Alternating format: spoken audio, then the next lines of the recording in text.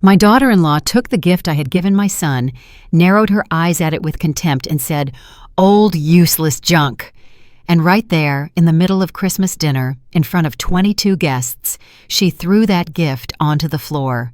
Her mother, Bernice Lattimore, let out a dry little laugh, the kind of laugh that treated me like some cheap joke. I did not answer.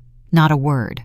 I simply stood up, quietly pulled all my investment from my son's business, called to have the BMW I had put in my own name for him repossessed, then looked straight into Adrian's face and said, "From now on, you handle everything yourself." In a split second, Nia's, my daughter-in-law's face, went completely pale. It was the night of December 24th, exactly 9 p.m. My house in Charlotte was saturated with the smell of hot apple cider and freshly roasted turkey, the kind of holiday scent I had spent 3 full days preparing. 22 people sat around the long table, decorated with hand-embroidered linens I had inherited from my mother, bright red poinsettias, and warm golden lights that glowed like in those old Christmas seasons.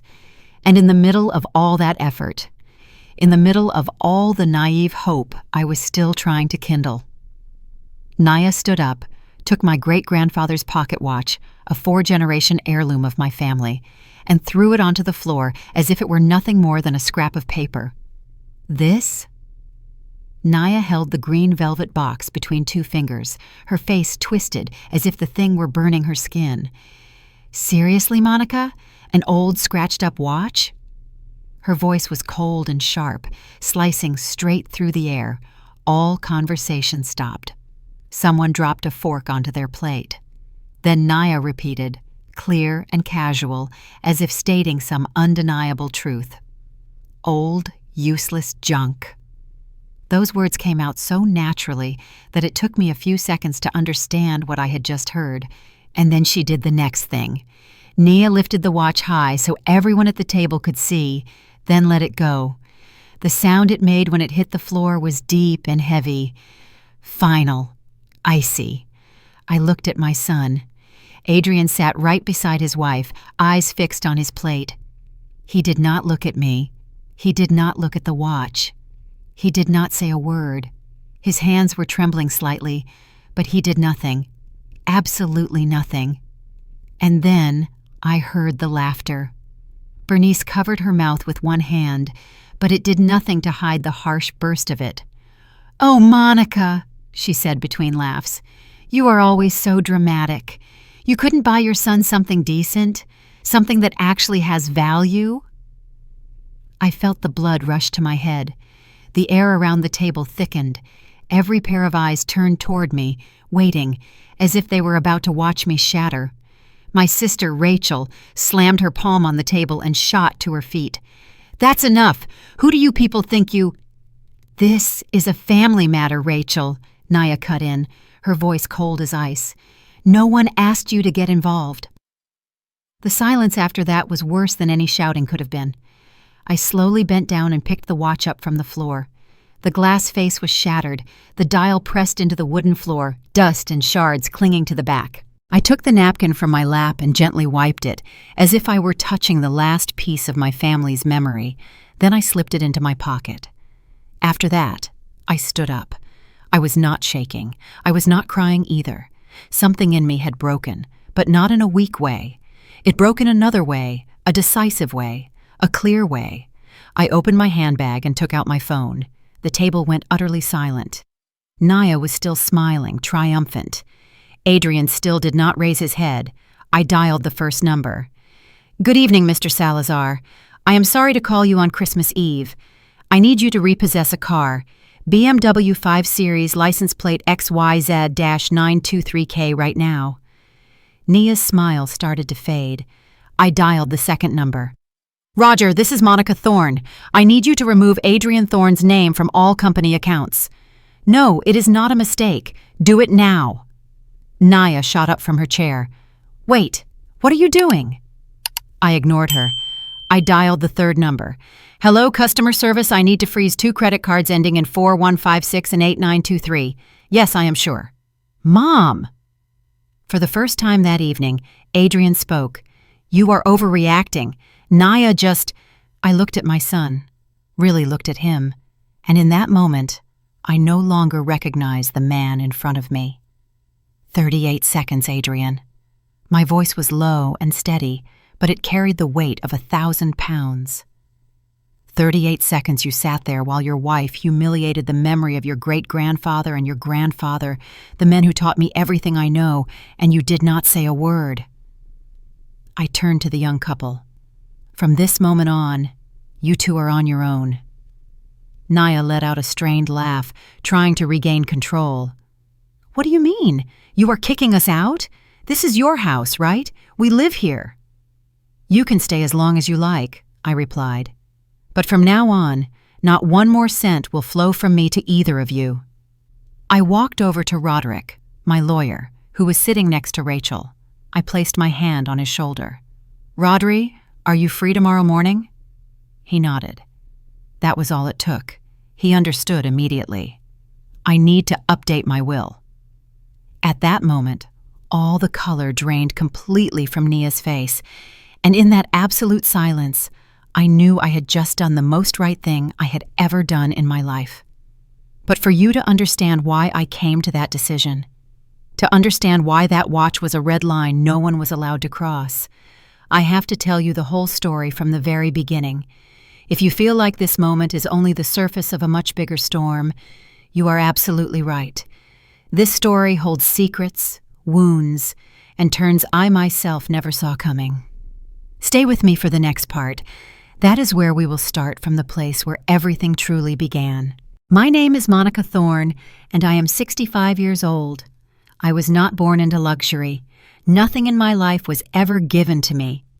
Every dollar I have in the bank carries the smell of cracked hands and the sleepless nights I spent worrying. I grew up right here in Charlotte, in a small house behind the hardware store that always carried the scent of fresh paint and machine oil. My grandfather, Walter Thorne, was the owner of that store, a quiet, big man who lived by actions more than words. I learned nearly everything most important in my life from him. Monica, he would often say when I sat beside him, sorting screws into wooden drawers, honest work will not make you rich overnight, but it gives you something easy money can never buy you: dignity. The watch that Nia threw onto the floor at my Christmas dinner, that watch belonged to him. His father had given it to him when he opened the first hardware store in 1952. He wore it every single day until the day he died, and then he handed it to me on my 17th birthday. I remember that day very clearly. He was lying in a hospital bed, his face pale, but his eyes as bright as ever. He called me closer, his hand trembling as he opened the wooden box that held the watch. "You have an eye for numbers," he said, his breath growing weaker. "Keep this store going when I am gone, Monica. You are going to be fine." I burst into tears. He smiled, a gentle, proud smile.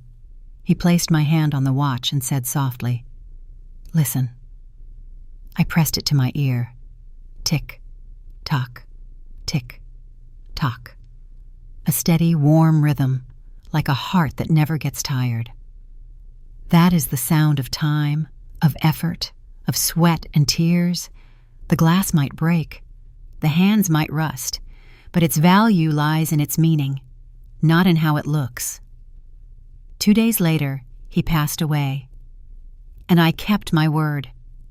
I married James Thorne when I was 23. He was a good man, hardworking, a little shy but sincere. Together we took over the hardware store, and for 18 years we built a simple but solid life. We had Adrian, my only son. Then, one Tuesday afternoon, while James was carrying bags of cement into the storeroom, he had a sudden heart attack. He did not survive. He was gone before he could even reach the hospital. All at once, I became a 37-year-old widow, alone with a teenage child, a store drowning in debt, and an empty space in my chest I thought would never heal. The 6 months that followed were hell. Suppliers pressed for payment. Customers drifted away to bigger chains. Every night, Adrian cried, asking me why his father was not coming back. There were moments when I thought I would collapse. I would sit alone in the dark office, surrounded by piles of bills, hearing nothing but the ticking of the clock on the wall. Those are the moments when a woman can easily lose herself. But those are also the moments that decide the rest of her life. One morning, when everything seemed beyond saving, I opened the drawer and took out my grandfather's watch. I flipped it open. Inside, he had tucked a tiny photograph. Him and my grandmother on the day they opened the store in 1952, two young people holding hands, their eyes full of hope for the future. I ran my finger over the glass. Tears spilled out. Then I saw the inscription carved inside the case, the words he had engraved the day the store opened. Courage lies in continuing when everyone else has given up. I took a deep breath, closed the ledger, wiped my tears, and from that moment on, I began to truly fight. I renegotiated every debt, found new suppliers, learned to haul and lift stock myself when I could not afford to hire extra help. Adrian helped me after school, selling nails, checking inventory, sweeping the store. "We are a team, Mom," he would say, with a smile just like his father's.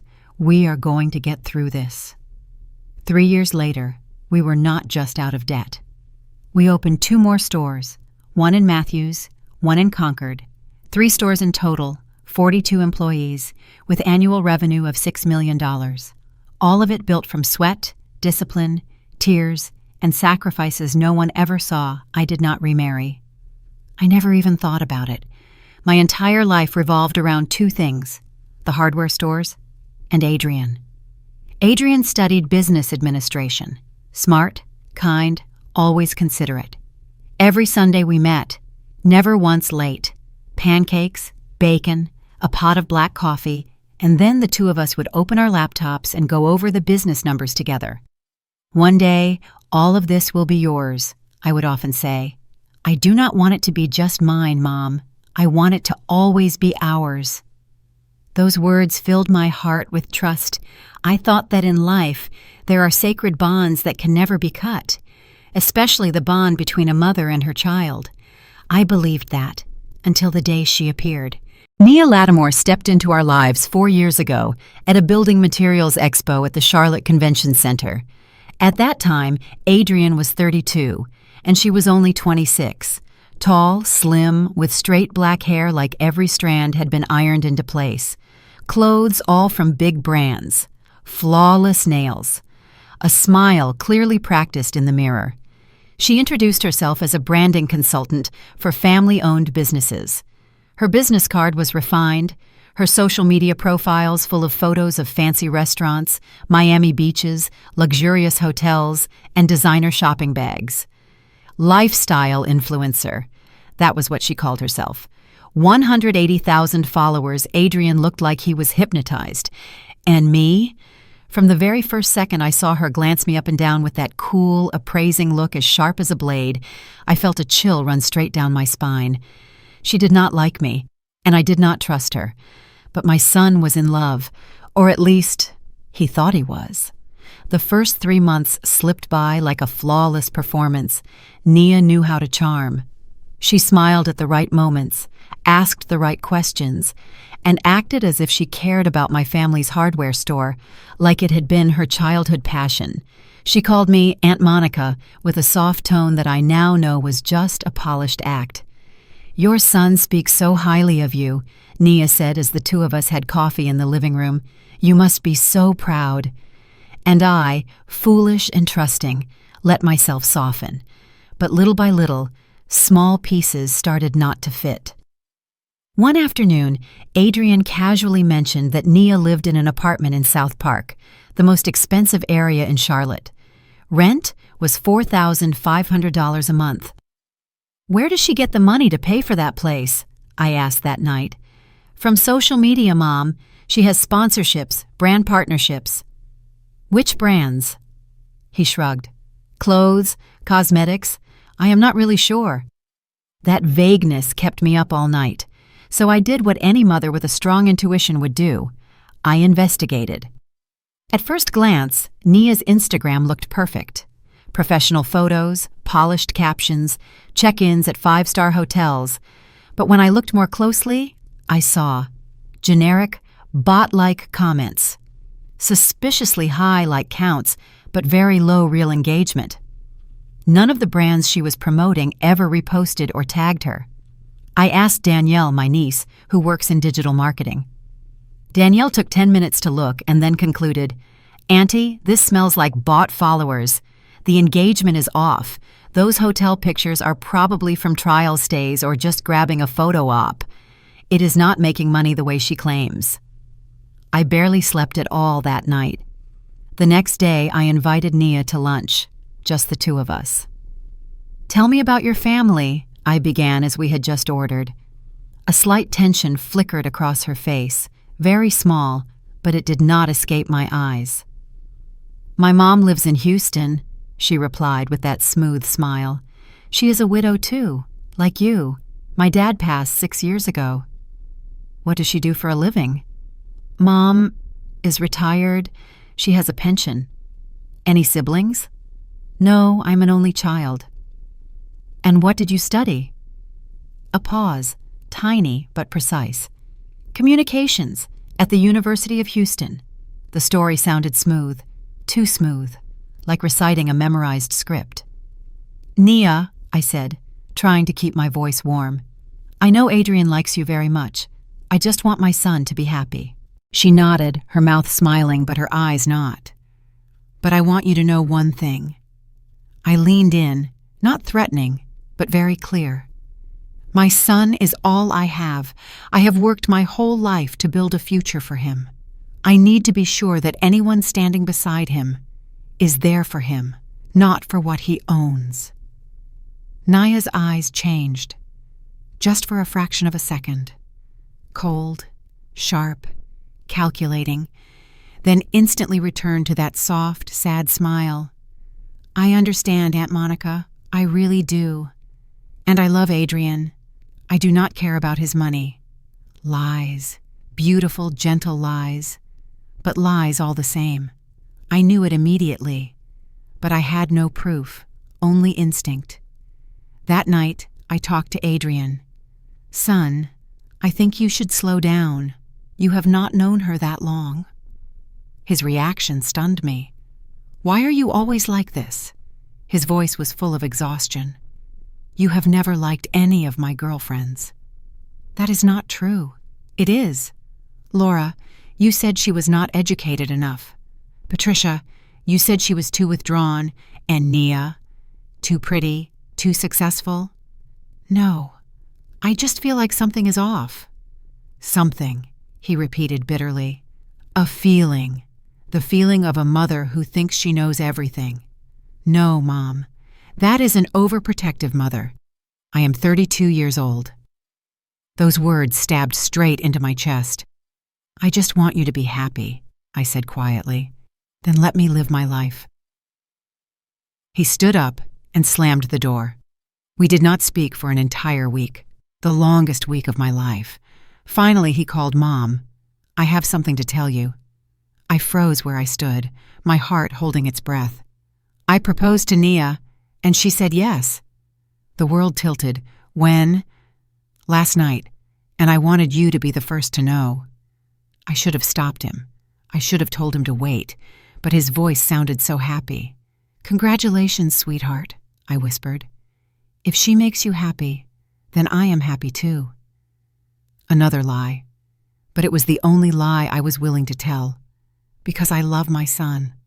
That night, sitting in the empty kitchen, I held my grandfather's watch. 'Grandpa, I do not know what to do,' I whispered. 'I do not know how to protect him without losing him.' But I was already too late. Nia had won the first round, and I did not even know I was in a war, because what came after that would make me realize that even my worst suspicions had still been far too gentle. The wedding was set for 6 months later, 6 months that Nia used to the fullest to turn herself into the perfect bride.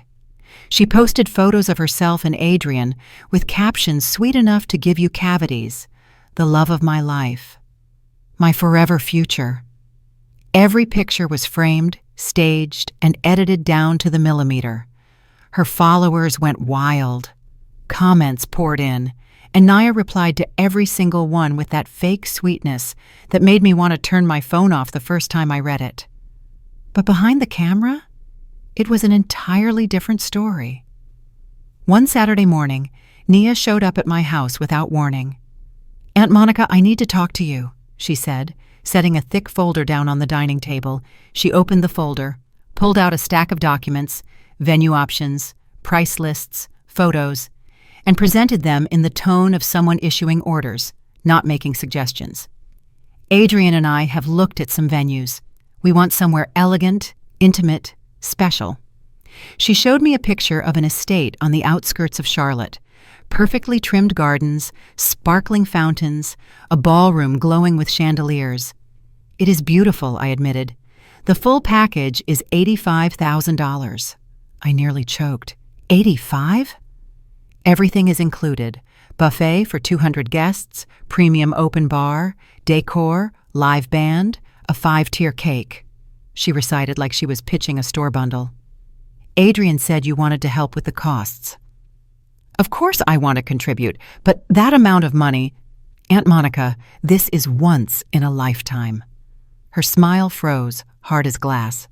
"Besides, you have 3 successful hardware stores. I know you can afford it." There it was, the first direct punch. No asking, no requesting, just assuming. "Let me talk to Adrian." I tried to keep calm. "We already talked. He agreed. We just need your confirmation." I was cornered in my own house. In the end, I agreed, because refusing would mean becoming the stingy mother-in-law who ruined her only son's wedding. $85,000, almost my entire savings for that year. The wedding turned out exactly as Nia had planned, perfect for Instagram, and cold and lifeless in real life. I sat in the front row, in the dress I had bought just for the occasion, watching my son marry a woman who, deep in my heart, I knew, did not love him. During the waltz, Adrian looked at me and smiled, a smile full of genuine happiness. I smiled back, swallowing down every doubt I had, because that is what mothers do. They smile even when their hearts are breaking. But there was one moment I will never forget. When it came time for the vows, Adrian added a sentence that was not in the script. "I promise I will always respect your family, especially your mother, who sacrificed everything so I could have this day." For a split second, Naya's body went rigid. The smile stayed glued to her face, but her eyes darkened. She hated that sentence. I knew it. The honeymoon was in Miami, 2 weeks, and all of it paid for by me, a detail that never appeared in any of the photos Nia posted. When they came back, I hoped they would look for their own place, a small apartment, a little house, anything. Instead, one afternoon, Adrian showed up, dragging 2 suitcases. "Mom, can we stay with you for a while we look for a place?" Naya stood behind him, flashing a smile that felt rehearsed. "Just a few months, ma'am. The market is so expensive right now. We need to find something worthy." What could I say? Refuse? "Of course, sweetheart. This will always be your home." And a few months quickly became a year, then 2 years. Then it just became assumed that this was their home. Naya started changing everything. At first it was small things, a new vase, a few new pillows. "To modernize things a little, Aunt Monica, with all due respect, your decor is a bit traditional." Then it became bigger. She wanted to repaint the living room gray instead of the beige I had chosen. "It looks more elegant, very modern." One day I came home and saw that my wedding photo with James, which had hung there for 25 years, was gone from the wall. "Where is my picture?" I tried to ask as calmly as I could. "I put it in your room. That picture makes the living room look like a museum. We need a more neutral space." A museum. She called my history. A museum. Adrian heard all of it. He did not say a word. "That picture goes back exactly where it was," I said, refusing to back down. Nia let out an exaggerated, dramatic sigh. "Whatever you want, ma'am." But the damage was done. The message was clear. This house is no longer yours." That night, I stood alone in front of the empty wall. I remembered that wedding photo, remembered being 23, standing next to James in the only suit he owned. No lavish honeymoon, no wealth, just love. And now the wall was bare, as if 25 years of memories were no longer worth displaying. I placed my hand on the wall, and I cried. But I waited until they were deeply asleep, because I never let myself cry in front of Nia. Then Bernice arrived. Nia's mother showed up on a Thursday afternoon, trailing 3 suitcases. "Mom is having trouble with her landlord in Houston," Nia said. "She was evicted. She needs to stay with us for a while." They did not ask me. Not once. Bernice, 59 years old, shrill-voiced, round, and constantly opinionated, settled into the living room like it was a Hilton. She did not cook. She did not help. She did not clean. She just watched soap operas and criticized everything that belonged to me. "Monica, this blender is too old." "You should change these curtains. They look like they are from 1980. "Why do you not hire a gardener? The yard looks terrible." And worse, Nia backed up everything she said. They laughed together, whispered when I walked by, looked at me as if I were the intruder in my own house. One evening, I overheard them talking. The bedroom door was slightly ajar. Bernice's voice. "You have to be patient, Nia. Women her age cling to control, but she cannot live forever. When she is gone, everything will be Adrian's and yours." Nia replied, "But what if she changes the will?" Bernice laughed. "She will not cut out her only son. No mother does that." I stood there, in the hallway, heart pounding. They were discussing the future as if I were already dead. I went out to the car and drove aimlessly until I ended up at the parking lot in Freedom Park. I sat there in the dark, holding my grandfather's watch. Tick-tock, tick-tock. "Grandpa," I whispered, "they are waiting for me to die. They are counting the days." But then, something shifted inside me. I was not the woman trembling in a dark parking lot. I was the woman who built an entire business empire with her bare hands.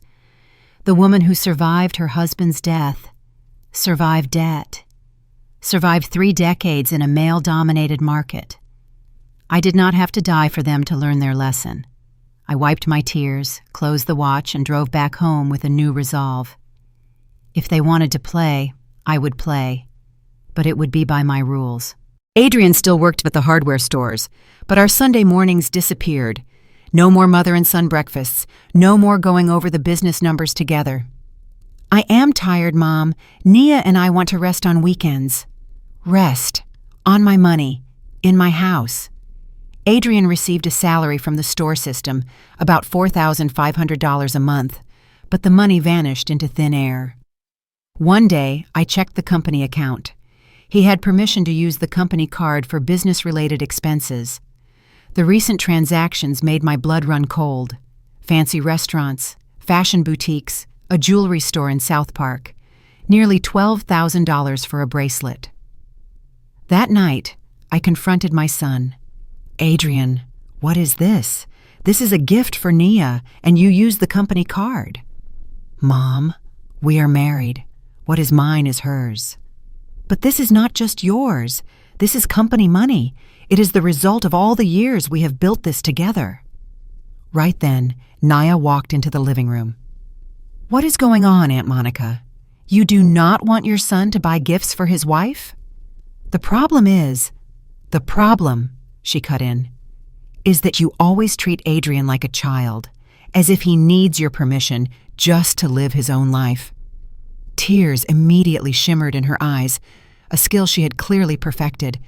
"I just want you to accept me, to trust me, but I always feel you see me as the enemy." Adrian wrapped his arms around her at once. "Hey, baby, calm down. Mom, you need to stop trying to control everything." That night, I cried in my room, so quietly that even my own sobs felt guilty I was losing my son, and he did not even realize it. The change came slowly, so slowly that if I had not looked back, I might never have known exactly when it started, like boiling a frog. If you throw it into boiling water, it jumps out immediately. But if you raise the temperature bit by bit, it lies still until it is too late. That was how I lost Adrian. For 33 years, Sundays were sacred for the two of us. Ever since he was tiny, we always had breakfast together, farmhouse eggs, sweet bread, hot coffee. We talked about everything, life, the stores, the dreams he did not yet dare to say out loud. After the wedding, those Sundays began to vanish. "Mom, Nia is not feeling well another day, okay?" "Mom, we have plans with Nia's friends." "Mom, we need more alone time as a couple." At first, I reassured myself, they are newlyweds, this is normal, but another day never came. The phone calls changed too. Adrian used to call me every day, just to ask, "How was your day, Mom?" Now, if I did not call first, a whole week could go by without a single message, and when I did call, everything became short and cold. "Is everything okay, sweetheart?" "It is fine, Mom. I'm just busy." "Busy with what? If you need..." I have to hang up. "Talk later, okay?" Beep, beep.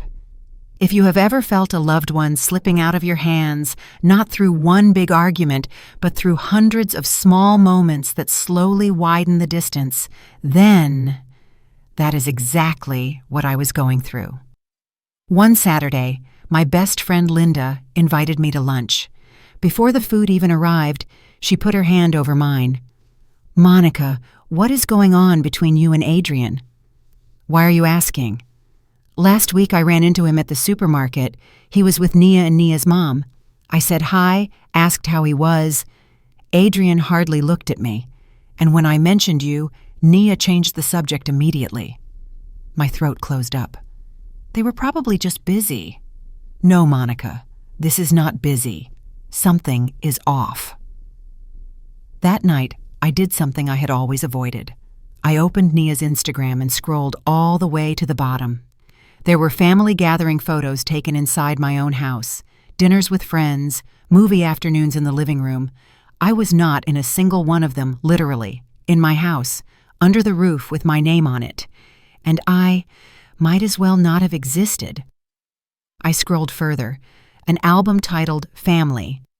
Nia with Adrian, Nia with Bernice. Nia with relatives I had never met. Nia with friends. Not one picture with me. As if someone had carefully erased me from the story, I decided to speak directly to Adrian without Nia present. That afternoon, I waited for him outside the Matthews hardware store. He walked out, saw me, and his first reaction was not happiness. It was annoyance. "Mom, what are you doing here?" "Son, I need to talk to you in private," he sighed. "Okay, but make it quick. I have to pick Nia up." We went into a nearby cafe. I ordered 2 coffees that neither of us ever touched. "Adrian, I feel like I am losing you." "Mom, do not start this again. Let me finish this once. Son?" My voice was trembling. "We do not talk anymore. We do not see each other.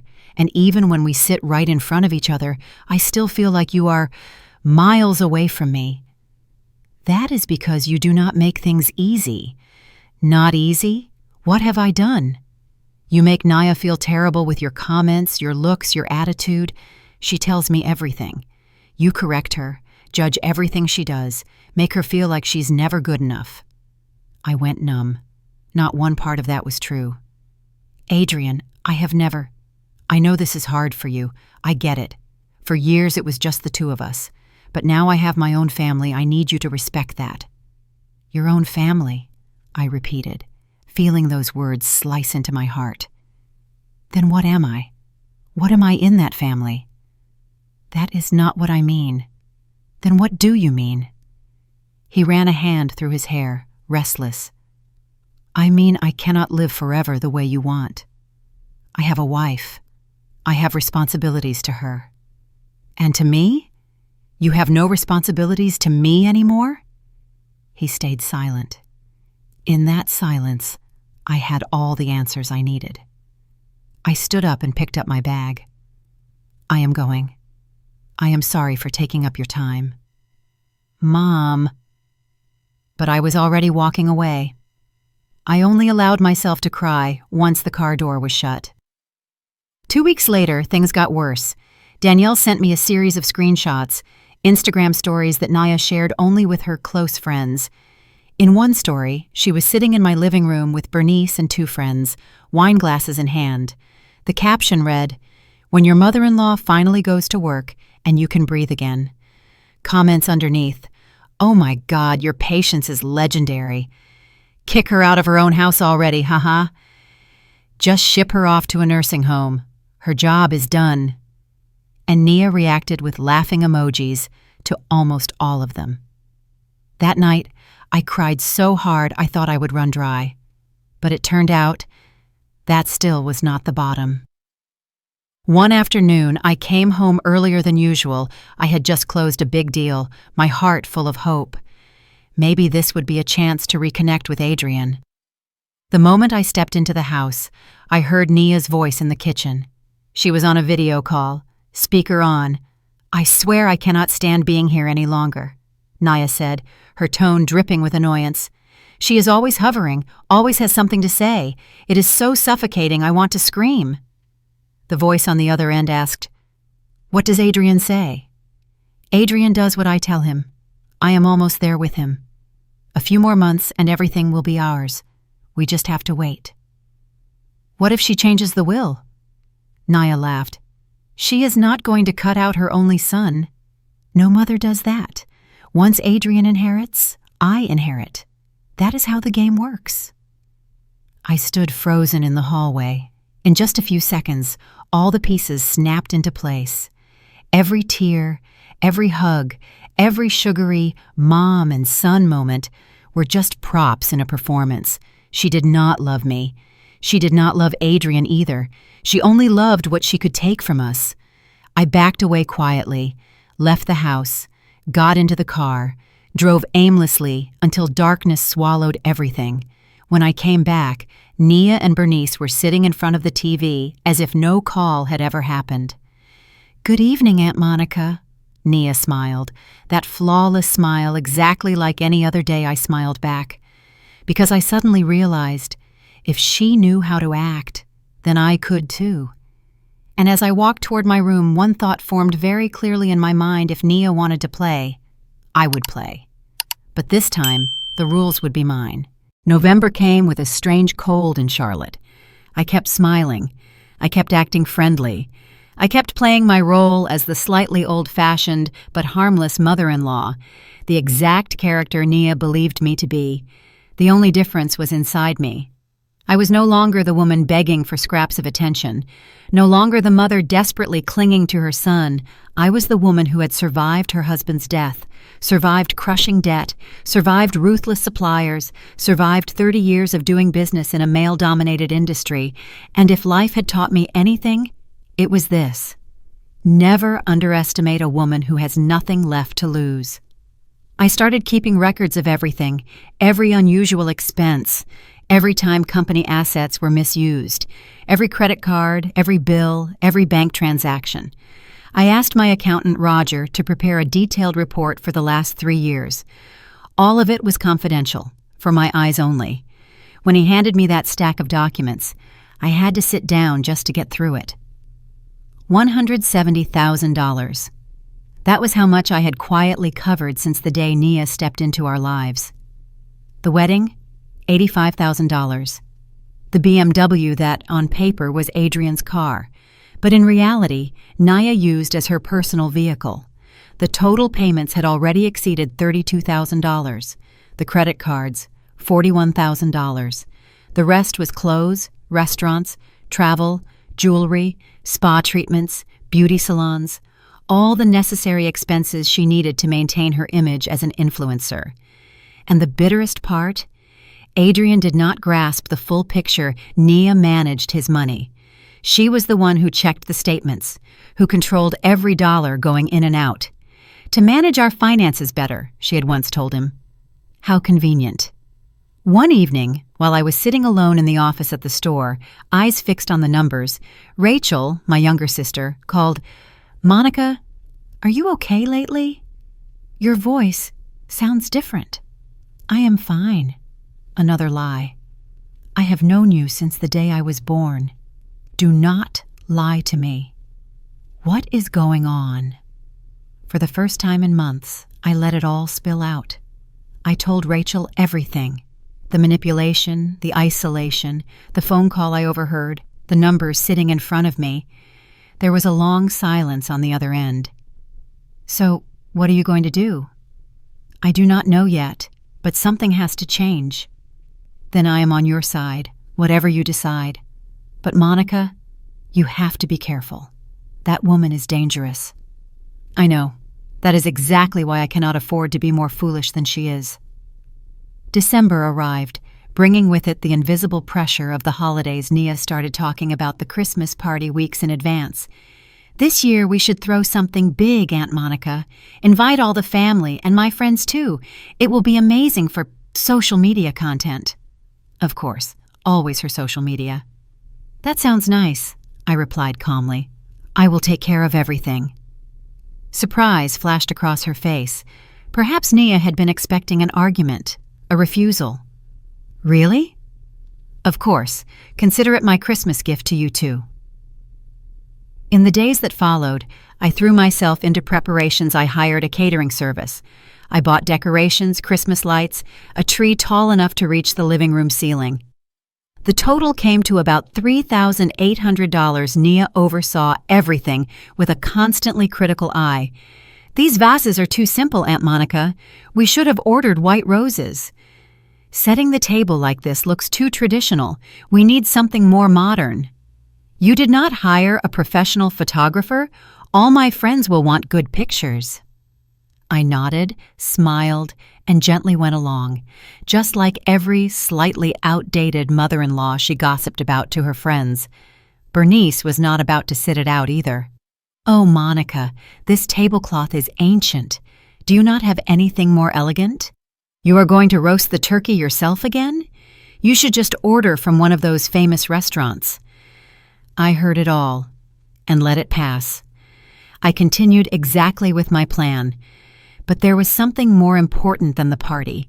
The gift. I had thought long and hard about what to give Adrian. I needed a gift that could carry everything I could not say to my son out loud. Something powerful enough to be both a symbol and a message. One afternoon, I opened the safe in my bedroom. Inside, wrapped in navy blue velvet, was my grandfather's watch. I had put it away after James died. Every time I looked at it, my chest tightened. Too many memories, too much loss. This time, I took it out carefully. I polished it with a soft cloth. The metal glinted under the light. On the back, the inscription my great-grandfather had engraved in 1952 was still there. "Courage lies in continuing when everyone else has given up." I opened the watch face. Inside, my grandfather had placed a tiny photograph, him and my grandmother on the day they opened their first hardware store. They were young, their smiles bright, their eyes full of hope. I brushed my fingertip over the glass. Tears spilled out again without asking permission. This watch had passed through 4 generations, 4 lifetimes of honest work, dawn openings at the store, teeth-gritting decisions, and unseen sacrifices. And now, I wanted it to enter the hands of the 5th generation, my son, as a reminder of forgiveness, of continuity, of the belief that maybe, just maybe, there was still something between us that had not completely shattered. I bought a new walnut box with solid brass hinges. Inside, I lined it with wine-colored silk. Then I wrote a letter. "Adrian, this watch once belonged to your great-grandfather Walter, then to your grandfather, and then to me. Now, it belongs to you. Every scratch on its face is a story. Every engraving is a working day. Every tick is a heartbeat of our family. I give it to you, not because it is worth money, but because it represents everything our family believes in. Honest labor, dignity, and the will not to give up. You are their continuation. You are my pride. You are the most beautiful legacy I have. No matter what happens, you will always be my son, with all my love, Mom." I folded the letter, placed it in the box next to the watch, and closed the lid. On the night of December 23rd, I tossed and turned, unable to sleep. Something in my chest kept insisting that tomorrow would not be just another party. A vague feeling, but very clear. At 3 in the morning, I got up and walked through the house in silence. Everything was ready. The table set, the Christmas lights glowing softly, gifts piled under the tree. I stopped in front of a family photo still hanging in the hallway. Adrian at 12, James with his arm around me, all three of us smiling. "Give me a bit more strength," I whispered, "because I have a feeling tomorrow nothing will be the same." I did not realize just how right I was. The morning of the 24th arrived cold, the sky a dull gray. Nia came down to the kitchen at 9 o'clock, wearing a tight red dress, high heels clicking on the wooden floor, her makeup flawless, as if she were about to walk a red carpet. "Tonight is going to be huge," she said, spinning in front of the tree and lifting her phone to take pictures. "I can feel it already." Bernice appeared behind her, snickering at something on her own phone screen. Adrian came down last. He looked exhausted, dark circles carved under his eyes. "Good morning, sweetheart." "Morning, Mom." I wanted to hug him, to tell him that no matter what happened, he was still my one and only son, but I only smiled and kept my tone light as usual. "Ready for tonight?" He gave a vague nod. And as I stood there, watching the three of them laugh and chat in the living room while I hovered at the edge like some familiar shadow, I tightened my grip on the box, holding the watch. I did not know that in just a few hours, that small piece of metal and all the memories wrapped around it would become the line splitting my life into two halves, before and after. That tonight, everything I had quietly endured would erupt, that at last I would stand up to protect myself, and that once I did, there would be no way back. The guests began arriving at 7 p.m. My sister Rachel was first, dragging along her husband, Robert, and my two nieces Danielle and Carmen. She hugged me tightly at the door and whispered, "Are you sure about this?" "There is no turning back," I answered. Then more family came, close friends, a few acquaintances from the business world. 22 people filled the house with laughter, perfume, coats hanging thick along the hallway, exactly like a perfect Christmas. If you only saw it in photos, Nia was in her element. She glided from group to group, posing for photos, hugging each person like they were lifelong friends, though some she had met exactly once. Her phone buzzed nonstop. "I am live streaming," she told another influencer friend she had invited. "My followers are losing it over this decor." Bernice made slow circles around the living room with a glass of red wine, taking tiny sips, eyes scanning everything. "Well, it finally looks decent," she drawled. "Although, if it were me, I would hang the lights differently. Make it more modern, right?" I drew in a deep breath. I smiled. I poured wine, carried out appetizers, played my role as the hostess to perfection.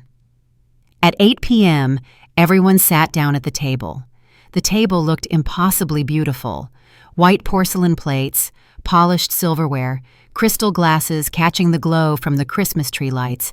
The turkey in the center was golden and steaming, its scent filling the room. Adrian sat on my right, Nia beside him. Bernice sat directly across from me. Of course, she had personally chosen that spot. Before we began, I lifted my glass. "I want to thank all of you for being here tonight. Family is the most important thing we have, and tonight, we celebrate that." "To family!" The table echoed. Nia looked at me. There was something strange in her eyes, as if she were weighing, waiting to see how I would perform. Dinner went by in seemingly normal fashion. Cross-table conversations, laughter, soft Christmas music playing in the background. but I could hardly eat a bite. My stomach was knotted tight, my hands damp with sweat under the napkin on my lap, because I knew the climax of tonight was still ahead. If you have ever had a clear feeling that something is going to happen tonight, yet still had to smile, still had to pour wine, still had to play the gracious host to the end, then you know exactly what I was trying to swallow between those toasts. At exactly 9:30 after dessert, Nia tapped her spoon against her glass. "Gift time," she said brightly. "Let me start." She stood up and pulled out several boxes wrapped in glittering gold paper from under the tree. "This one is for you, Aunt Monica," Nia said, handing me a box. I opened it. Inside was an apron printed with the words, "Mother-in-law of the Year." A few laughs broke out, a bit strained. Rachel shot me a look, eyes narrowed. "Thank you, sweetheart," I said, setting it aside. Nia continued handing out gifts, a designer Italian wallet for Adrian, an expensive perfume for Bernice, high-end cosmetic sets for some of her friends. All of it bought with money she did not earn. Then it was my turn. I gave gifts to everyone: cashmere scarves, silk ties, good bottles of wine, a few small but elegant pieces of jewelry. Nothing flashy, but each carefully chosen. Nia opened the box holding the $9,500 Cartier bracelet. "Oh, thanks, I guess it is. Nice," she said. She did not put it on, just laid the box neatly back on the table. Bernice tore through the wrapping paper, opened the box with the $1,800 scarf, glanced at it, then set the entire box aside. "Very thoughtful," she said, her voice as flat as lukewarm water. I felt the first sharp sting of anger in my chest, but I swallowed it. Finally, I took the walnut box from beside my chair and set it in front of Adrian. "This is for you, sweetheart." He picked it up carefully. His fingers brushed over the smooth wooden surface as if touching something alive. "Mom, this box is beautiful." "Open it, son." Adrian lifted the lid. He took out the letter first and read it in silence. I saw his eyes redden and glisten, then he gently lifted the watch. "Mom," his voice caught. "This is Great-Grandpa Walter's watch, right?" "Yes. It was your great-grandfather's, then your grandfather's, then your father's. Now it is yours." I told the story again, about each generation who had worn it, the sacrifices it represented, the early mornings opening the store, the hard decisions I had made with it in my pocket. This watch witnessed the first days of the hardware store. It saw your father grow up. It saw the day you were born. I want you, when you wear it, to remember where you come from, to remember that everything we have today was built with real work and real dignity. Adrian held the watch with both hands. Tears ran down his cheeks. "This is the best gift you have ever given me." He stood up and came to hug me, and right at that moment, Nia spoke. "Can I see it for a second?" Adrian, still emotional, handed it to her without a second thought. Nia took the watch, turning it under the light. She squinted at it. "Is this a Rolex or Omega?" "No," I replied. "Longines from 1952. They do not make this model anymore." "So how much is it worth?" That question slapped me across the face. "It is not about how much it is worth, Nia. It is about, yes, I know, it has sentimental value." She cut in, shrugging. "But it looks old, scratches all over it." She raised the watch up high, as if displaying it for the whole table. "Honestly, it belongs in a museum, as a Christmas gift for a grown man, though." The air turned thick. "What are you talking about?" Adrian asked, his voice smaller. Nia gave a half-joking, half-serious smile. "Do not misunderstand me, baby. I know it is meaningful, but seriously." She turned to me, looked straight at me. "Honestly, Monica, an old watch covered in scratches.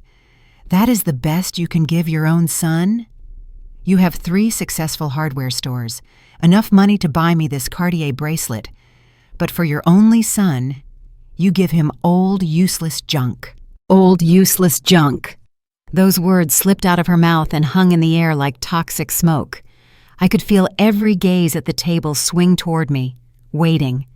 Would I scream? Would I cry? Would I slam the table and storm out? "That watch," I said, forcing my voice not to shake, "holds more history than anything you have ever owned in your life." "History does not pay bills," she replied coolly, and then she did it. With one sharp, theatrical motion, she let go. The watch dropped to the wooden floor. The sound of metal hitting and glass shattering rang out dry and low, like a gunshot in a closed room. The whole room held its breath. No one spoke. No one moved. I looked down at the floor. The glass face lay shattered, the dial pressed down against the wood, dust and fragments clinging around it. Something in me shut off, but not in a weak, crumpling way. It was like flipping a switch. That is it. Enough. Bernice was the one who broke the silence. With laughter. "Oh, Monica, you are always so dramatic," she burst out, laughing. "You could not buy something decent? Something that actually has value for your son?" She covered her mouth with her hand, but her eyes shone with triumph. Rachel shot to her feet immediately. "That is enough! Who do you two think you—" "Sit down, Rachel," Naya said coldly, all sweetness gone. "This is direct family business. You do not get to butt in where you are not invited." I looked at Adrian, my son, the only one I have. He was staring at the watch on the floor. His hands were trembling, his chest rising and falling. "Adrian," I called softly, "say something, sweetheart." He looked up. He looked at me. Then he looked at Naya. He opened his mouth and said nothing. 1 second. 2 seconds, 3 seconds. In my head, I started counting. 5, 10, 20, 28, 29, 30, 35, 36, 37, 38 seconds. 38 seconds of silence, while his wife shattered his great-grandfather's memory, and he could not get out. A single word. No defense, no objection, no standing up. I rose from my chair, calm in a way that surprised even me. I bent down, carefully picked the watch up from the floor, gently wiped it with my napkin, then slipped it into my pocket. Then I took out my phone, and right there, in front of 22 stunned people, I began making the calls. That would change their lives completely. My fingers did not tremble as I unlocked my phone. Adrenaline was running through my blood like hot metal, but my mind had never been clearer. In a way it hadn't been even once in the last 3 years I dialed the first number. "Mr. Salazar, good evening. This is Monica Thorne. I am sorry to call on Christmas Eve, but I need you to repossess a car, a 2023 BMW 5 Series, plate number XYZ923K, tonight. As soon as possible." There was a 1-second silence on the other end. "Reposes it, ma'am? Is there a problem?" "I am the owner. I want it taken off my property within the hour. I will pay triple your fee." "Understood. I will send a tow truck right away." I lifted my head. Nia stopped laughing instantly. The color drained from beneath her perfectly applied makeup. "Wait, what are you doing?" I did not answer. I dialed the second number. "Roger, I need you to log into the system right now. Remove the name Adrian Thorne from all company accounts, business cards, online banking access, authorized signatures, everything. Do it now." "Monica, I am having dinner with my family." "Roger, this is urgent, please." A brief silence. Then I heard him step out of a noisy room, his voice tightening. "Give me 2 minutes." Thank God. Only then did Adrian speak. "Mom, what are you doing? You are going too far." I looked straight into his eyes, and in that moment, I no longer recognized my own son. "Too far? You stayed silent while your wife threw your great-grandfather's watch on the floor, the only inheritance the previous generation left us, and you could not manage a single word in its defense." I did not need to shout. I did not have to. I dialed the third number. "Telephone banking. Good evening. This is Monica Thorne. I need to cancel 2 secondary credit cards on my account, ending in 4156 and 8923. Cancel or freeze, ma'am? I looked directly at Naya. Cancel. Naya shot up from her chair. No, you cannot do that. Adrian, say something. Do something. We will proceed with cancellation immediately, the operator said. Can I assist you with anything else? That will be all. Thank you. I hung up. The air in the room turned thick and heavy. Christmas music still drifted faintly from the living room, light and careless, as if unaware that an earthquake had just hit the dining table. I walked over to Roderick, my lawyer, the man I had invited tonight, not out of politeness, but because I knew I would need him. Roderick. He nodded. Tomorrow morning? What time? 9 o'clock. I need to update my will. What little color remained on Nia's face vanished completely. No, you cannot. Cannot what, Nia? I cannot use my own assets as I see fit? I cannot decide who is worthy of the work I have poured my life into? Nia clenched her teeth. You are a bitter, petty, manipulative old woman. All of this just because you cannot stand that Adrian loves me more than he loves you. I let one corner of my mouth lift. Love you? Nia, you do not love Adrian. You never have. That is not true. I opened the voice recorder app. I found the right file. The recording from 3 weeks ago. And I pressed play. Nia's voice filled the dining room, loud and clear. I cannot stand being here anymore. She is always hovering, always has something to say. What does Adrian say? Adrian does what I tell him. I almost have him where I want him. A few more months, and everything will be ours.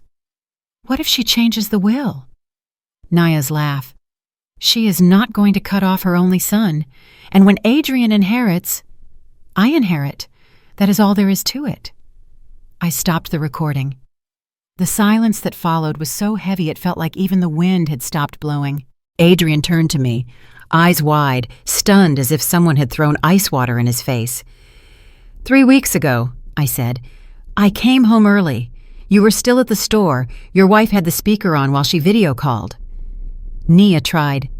That is taken out of context. Rachel slammed her hand down on the table.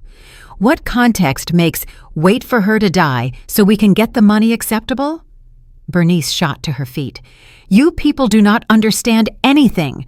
Monica has more money than she could ever spend. What is wrong with sharing some with family? Family?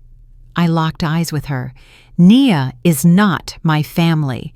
She is an opportunist who saw a gap and leapt in. I took the folder I had been hiding for days in the glass cabinet. I opened it. In the last 3 years, I have spent $170,000 on these two. I read each line item clearly without shaking. The wedding, $85,000. The BMW, $32,000 in payments. The credit cards, $41,000.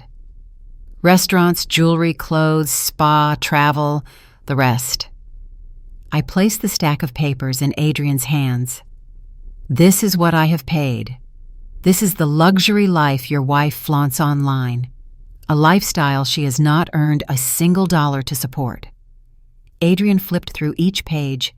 His face went pale, then confused, then furious. Nia, is this true?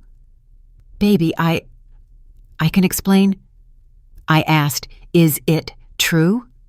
Nia stepped back, then looked at Bernice, then at me. And as always, she started to cry. Right then, the doorbell rang. The tow truck had arrived.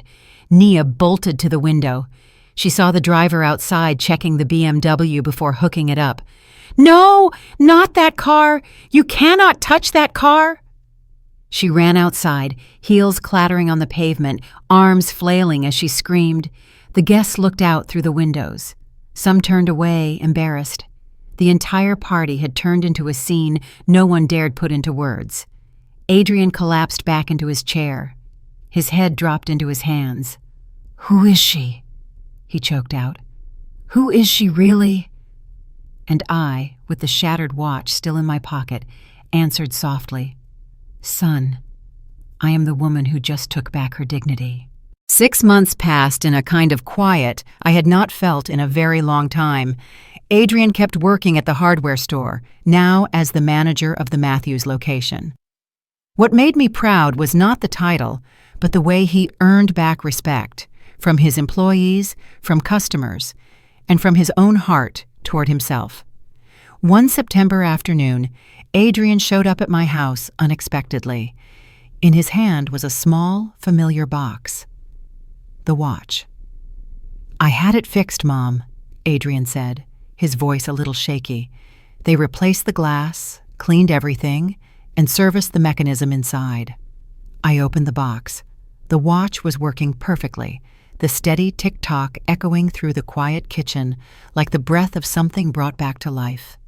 "I wear it every day," Adrian continued, "to remember, to never forget what I lost, just because I stopped appreciating what I had." Tears rolled down my cheeks. You can keep it, you know that?" "Mom," Adrian smiled, "it is mine already. It always has been." We hugged, and in that embrace, the 3 years that had weighed on my chest like a slab of stone finally fell away. On an October Sunday, we restored an old tradition, having breakfast together at home. Farm-style eggs, sweet bread, steaming hot coffee, the simple things we had once held on to as a habit for so many years. "You know what the funniest part is?" Adrian asked as he spread butter on his toast. "What is it, son?" "Nia taught me one of the most important lessons of my life, without ever intending to," I chuckled softly. "And what lesson is that?" "That real love never asks you to abandon yourself. It helps you become the best version of yourself." I nodded, my heart warming. "That is a very expensive lesson, sweetheart." "Expensive, yeah," Adrian grimaced, half joking, half serious. $170,000 expensive, but worth it, because it brought me back home, back to myself. That night, I sat on the porch with a mug of hot chocolate in my hands. The autumn breeze was gentle. Warm light spilled from the room behind me. I thought about everything that had happened, the pain, the betrayal, the insults, and the unexpected strength I had found at the exact moment I thought I had nothing left to hold on to. I took the watch from my pocket and opened it. My grandparents smiled up at me from the tiny photograph inside, tender, forgiving, as if they had been standing there all along, waiting for me to find myself again. "I did it, Grandpa," I whispered. "I survived. And more than that, I grew." And I truly understood something then, understood it down to the bone. You can give everything out of love, you can sacrifice until you have no strength left to stand, but you must never let anyone take your dignity, because true wealth does not lie in what we own, it lies in what we refuse to let others take from us. I closed the watch. Its tick-tock rang out into the dark like a quiet confirmation that everything was finally moving. In the right rhythm again, I smiled, because at last, after all those years, I was living in real peace. The watch, the legacy of 4 generations, still marked time. And our family's story, about courage, about dignity, about boundaries that must be honored and love that must be protected, will be told to the 5th generation and the 6th. Some legacies are not measured in money. They are measured in lessons, in dignity, in the things you choose to keep for yourself, no matter how hard the world tries to take them away, and those things are priceless. If this story stirred something in you, or reminded you of your own journey of healing, hit subscribe so you do not miss the next stories about resilience, family, and dignity. Who knows, one day your story might be the one told here. The days that followed were like a violent storm, but a storm I could control. The tow truck took the BMW away at 11 p.m. When I came back into the house, Nia was barefoot, one broken high heel still lying on the front step like a trace of the chaos we had just survived. Guests began to leave the party.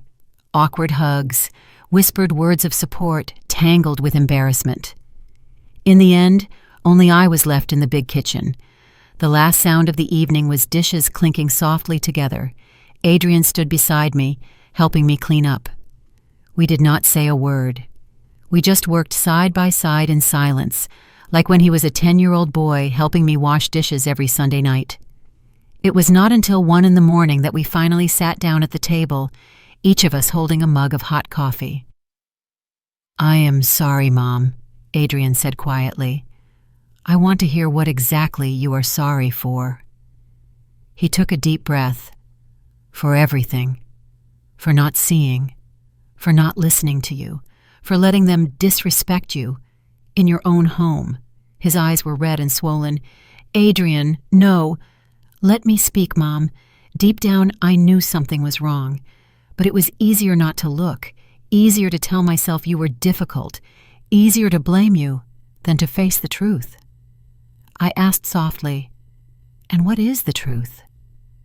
"The truth is, I married someone I did not know at all. I was blinded by her beauty, by the feeling of being worshipped, by the glamorous image she built on social media." He took a sip of coffee, his voice cracking. "When I saw that number, $170,000, I was stunned. I never thought. I honestly believed we were sharing expenses. I had no idea." "She lied to you, Adrian," I said. "She manipulated you." And I let her, because it was easier not to ask questions. He cried, and I cried with him, not out of anger, but because my son was finally seeing the truth I had been trying to show him for 3 years. There is something people rarely talk about. Collapse never happens all at once. It comes in layers, bit by bit, like a building that seems solid from the outside, but has been rotting from within for years. And with Nia, those layers started to fall away all at once. In the weeks that followed, Nia tried to live as if nothing had changed, but her world was crumbling piece by piece.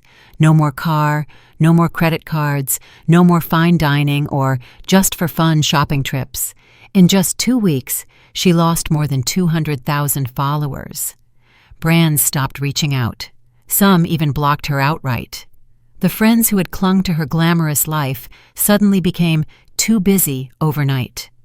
Then came the second month, and Nia had to look for a job. One freezing February day, she came home with swollen, reddened feet after her first shift at a clothing store in the mall. Monthly pay, $800. "It was horrible," she complained as she dropped her bag. "Everyone was rude, my feet are burning, and the manager treats me like some dumb kid." Adrian slid a bowl of rice toward her. His voice was calm. "Welcome to the real world. My mother lived like that for 30 years. Bernice gave up much earlier. 2 weeks later, she packed her bags and went back to Houston.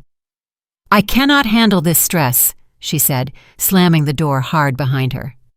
By March, Adrian and Nia spent nearly 3 hours talking alone in his office. When they came out, both their eyes were red. "Mom," Adrian said softly, "Nia and I have decided to get a divorce." I did not feel victorious. I only felt relieved. "Are you sure?" Nia nodded, and for the first time, her voice was not bitter, not guarded, not polished. "I married Adrian for the wrong reasons. He deserves someone who loves him for who he is, not for what he has." 2 weeks later, Nia moved out. No theatrics, no screaming, just a few brief, careful hugs, some awkward goodbyes, and a quiet sadness hanging in the air like an apology that never fully formed into words.